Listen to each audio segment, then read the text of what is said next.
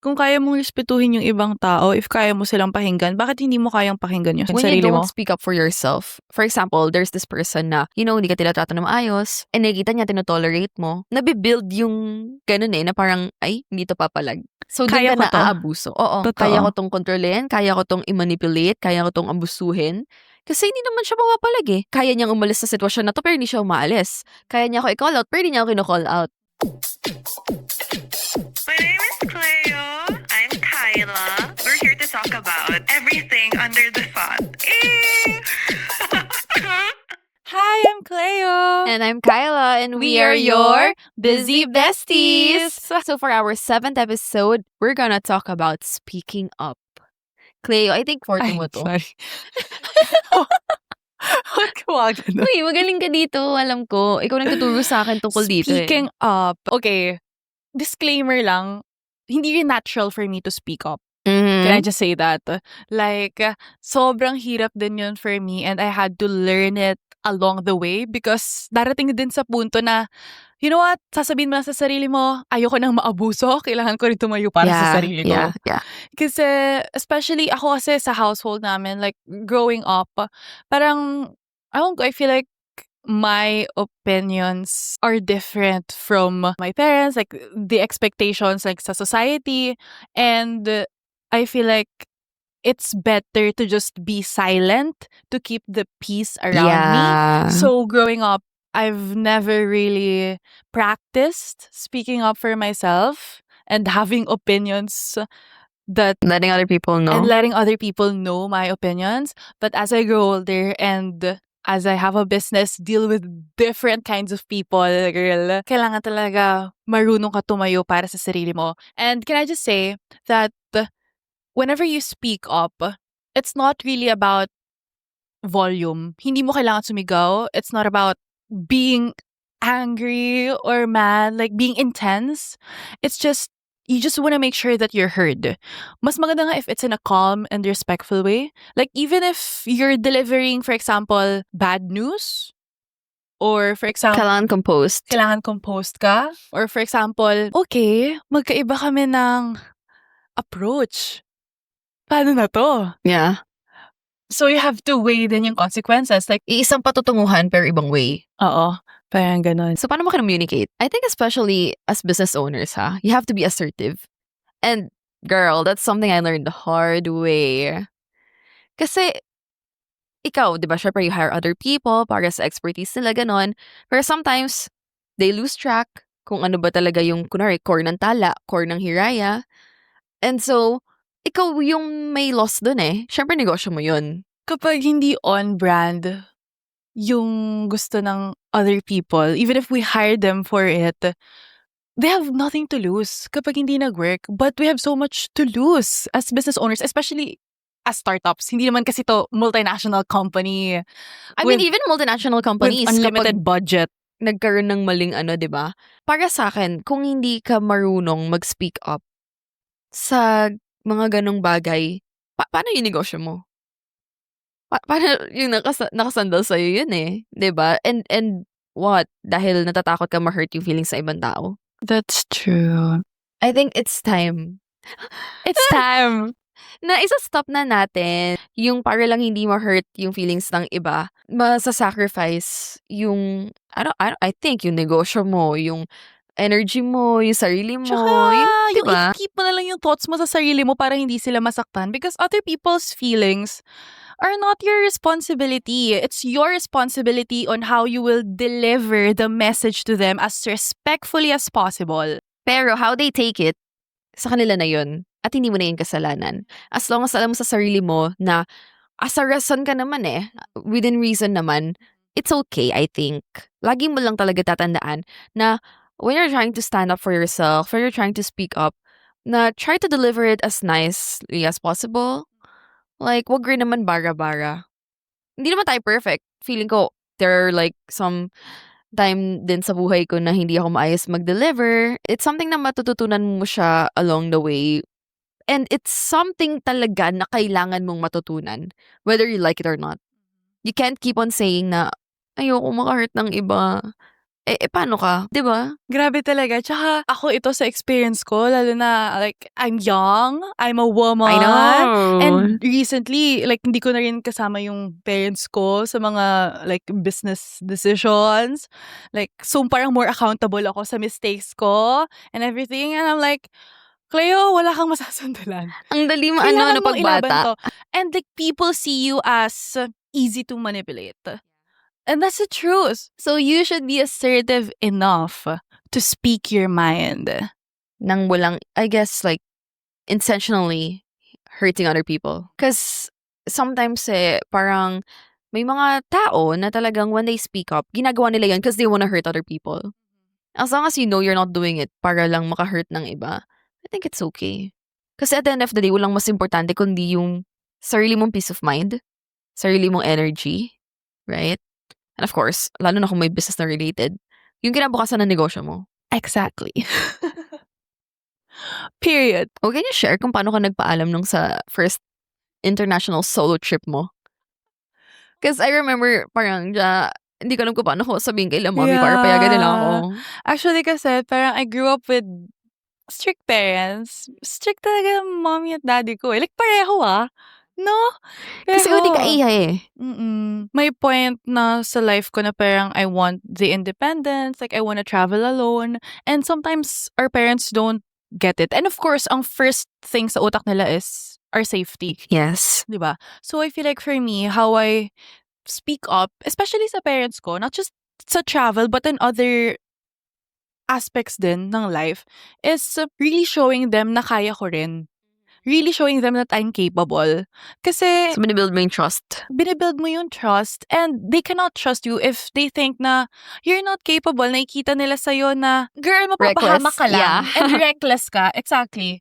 So, you also have to prove yourself. Kasi ang first thing kasi ang magulang, ang instinct lang naman nila is really to protect us. To baby us pa sometimes. But of course, we're also growing up. Kaya ako, I'm so grateful din to my parents na they're allowing me to explore What you on wanna my do. own. Yeah, as long as I'm being responsible and being accountable for my actions. And nakikita naman nila na hindi rin ako pariwara. 'Di ba? And hindi ako nakakalimot. Siguro yun din yung mapagmamalaki ko sa sarili ko. Ako feeling ko, growing up, Oo. very vocal ako. I mean, nakita mo na kami paano mag-usap kami ng parents ko, di ba? Very open, very Yeah. kaya ko silang i-call out, kaya nila akong i-call out. And I think good practice yun kasi paano ba? Kasi si mommy, parang lagi niya sinasabi na gusto niya may freedom of speech yung mga anak niya, na kaya nilang, Aw, as so in, lahat nice. kami tatlo magkakapatid. Talaga? Sinanay nila na ganon. Siyempre, si dad medyo pa nga siya ng, pinalaki mo kasing pala sagot yung mga anak ko, yung mga ganon. Pero si mommy parang, hindi. Maganda yan na kaya nilang tumayo sa sarili nila. 'Di ba? Na hindi sila papayag. Pero syempre, growing up, may mga bagay na minsan kakalimutan mo, I guess. Or mas mahirap siya i-impose pagdating sa ibang tao.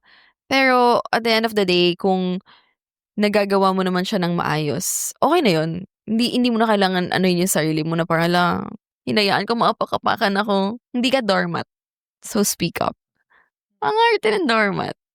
Diba? Hindi ka pwedeng apak-apakan lang. Totoo.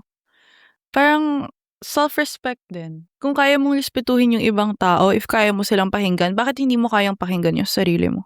Yeah. Bakit And I di think, mo kayang Leo, respetuhin when you sarili mo? don't speak up for yourself, for example, there's this person na, hindi ka tinatrato na maayos, and nakikita niya, tinotolerate mo, nabibuild yung ganun na parang, ay, hindi to papalag.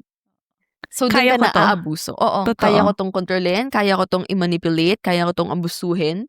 Kasi hindi naman siya mapapalag eh. Kaya niyang umalis sa sitwasyon na to, pero hindi siya umaalis. Kaya niya ako i-call out, pero hindi niya ako kino-call out. So, yun yung importansya. Ang lalim. Kahalagahan. Kahalagahan ng pag-speak up, ng standing up for yourself. Because enough is enough. Can we give them practical tips on how to stand up for themselves? Like setting boundaries. Sige, i-ask kita. Okay. Cleo, bakit? Wala lang. Natatawa lang ako. Can you give me like practical tips? Can you give us practical tips kung paano mag-speak up? Tinuro mo sa akin to before. Hindi ko mamalala ano yun. Oo, girl. Basta ikaw nagtuturo sa akin. Talaga? Cute naman. Tips on how to speak up. For example, in relationships, very important. Ako, very vocal ako pagdating sa relationships ko talaga. Like, wala akong problem dun. Tsaka yun ang kahalagahan kapag nagsispeak up ka, wala kang sama ng loob. And it gets resolved. And it gets resolved. Hindi yung tanim hanggang sa naipon. Let it out! Let it out!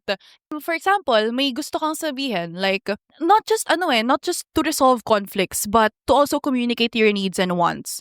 Like, for example, you want the guy to give you flowers. Maybe say it once and then see if gagawin niya. Like, you can communicate it respectfully. Like, you also don't expect people to know what's on your mind Yeah, immediately. Kasi other people aren't mind readers. They don't have access to your mind, di ba? So you have to say You it. have to communicate then. Kapag may hindi ka nagustuhan na sinabi sa'yo, kumari, kahit joke lang yan, kumari, sa magbabarkada, parang, alam mo yung mga Sabihin mo agad. passive joke na parang pinagtatawanan ka na, pero it's disguised as a joke. No, you speak up. Sabihin mo, anong nakakatawa? Anong nakakatawa? Can you explain the joke? Like, sa una pa lang sabihin mo na. Or ito, personally, para din to sa mga taong katulad ko na hindi kayang mag-react on the spot. Minsan kasi ganun ako. Late mo na pa-process. Parang late ko na pa-process. Like, parang, Same. when I'm on the situation itself, for example, there's a joke na hurtful pala siya sa akin, pero mapaprocess ko pa siya later on. Like, I feel like hindi siya okay for me. Like, parang, kasi bumabalik-balik eh. It means you're not comfortable with it. Kapag ganun, Kahit late, okay lang pala. kahit late, okay lang, sabihin mo pa rin. Kahit not on your next gala, maybe you can just send a message na, Hey. parang naisip ko yung sinabi mo kanina na joke. I get what you mean naman and I feel like it's not your intention to hurt me, but I just want to let you know that I'm not comfortable with it and I didn't appreciate it. Hindi ko alam na okay pala pag late. Oo naman. Kasi minsan, Akala ko dati like on the spot. Oo, parang dati iniisip ko lang, OT lang ako. Kasi parang, kung ano yan, dapat on the spot na feel ko na eh. Pero pag late ko siya na feel, parang iniisip ko parang, Hindi na OA valid, lang. ganon. Oo. Valid pala. Valid siya. Valid pala guys. Basta na-feel nyo valid. Yeah. At i-communicate nyo lang na maayos. Because emotions are there for a reason. And alam mo, if there's discomfort, if there's pain, there's hurt, hindi maganda. It's a negative feeling. Kailangan mo siyang i-address than just letting it ipon. And it also applies even in everyday situations. For example, nasa pila ako nun. Like, pumipila ako nun. Tapos, itong si Kuya Girl, kasi pangalawang beses ko nang bumalik, tapos medyo mahaba yung pila. Medyo marami kasi akong fini-fill upan. Parang ako yung hindi nakapag-fill up. Yung iba, mas mabilis na sa pila. Anyway, pumila ako. Parang sabi sa akin ni Kuya Girl, ay, ma'am, pwede sila muna yung nasa likod. Parang ganun. Parang gusto kong i-set aside. Yeah, and I was like, Kuya, pumila Like, rin kasi bakit? ako. Bakit mo ako isasantabi? So, pwede mo sabihin yun. Like, even in everyday situations, hindi lang with friends, even with strangers. Kasi may mga pagkakataon na Hahayaan mo na lang. na Kasi parang- nahihiya ka. kasi nahihiya ka. Parang Oo. pag sinabihan ka na, ay, ma'am, pwede bang sila muna? Bakit? Bakit? Yeah. Yeah, parang magsiset aside ka na lang, tapos hihintayin mo na lang sila matapos. When you can easily say na, ay kuya, pumila rin kasi ako eh. Tsaka nagmamadali rin kasi ako. Okay lang bang, pakiasikaso na lang din. Mabilis lang naman ako eh. Okay, Yeah. ganun. Nothing wrong with trying. And nothing wrong with communicating your feelings Yes. as long as nga you say it nicely. Yeah. Even if you're rejected. Kasi minsan yun yung fear ng iba eh. Na Mhm. parang kapag nagsalita sila, wala namang mangyayari kasi ma-reject lang ako. So what? At least nalabas mo. Again, At hindi siya just inside. yes. Hindi siya suppressed feelings. Hindi siya Yeah. suppressed. Again, other people's reactions are not your responsibility anymore. Like, focus on what you can control. And I think just like how you are entitled sa sarili mong feelings, sa sarili mong reaction, sila rin naman. Ang tanging magandang practice dito ay hindi mo na suppress yung feelings mo. Kasi pagka na-practice mo na laging ganon, mahihirapan ka next time sa mga situations na medyo importante talaga na mag-speak up ka. So it's better na ma-build mo yung habit na kaya mong mag-speak up for yourself. Kahit sa maliliit na bagay. Kahit yung paghingi ng ketchup. Extra ketchup. Oo. Di ako nag-ketchup by the way. Pero diba, ganon, ang dami nahihiya eh. Oo. It's such a valuable skill. Grabe. Talking to strangers, especially talking with your loved ones, because uncomfortable topics should be talked about, especially with people who are important to you. Like, hindi mo pwedeng iwasan all the time yung mga hard conversations. And I feel like real vulnerability and deeper connection stem from having deeper, uncomfortable conversations. Sana tinag mo na lang ako. Char. Gusto kong umilag na ganun eh. Pero hindi pwede. Gusto ko yung mga ganun, yung mga uncomfortable conversation. Wala, parang naano ako. I think you're in touch with your vulnerability rin kasi, with your feelings, no? Me, no. Talaga, na ayaw mo ng mga uncomfortable. Kaya dinadaan ko siya sa tarot reading. So, kunwari pagka may conflict ako, parang, okay, sige, ito nga. Ito yung sabi ng tarot card, do. Ganito, do. Cute. You know, my feelings, I'm very about it, I think, because I'm an Aquarius. I don't know. Ikaw, bestie, how do you stand up for yourself?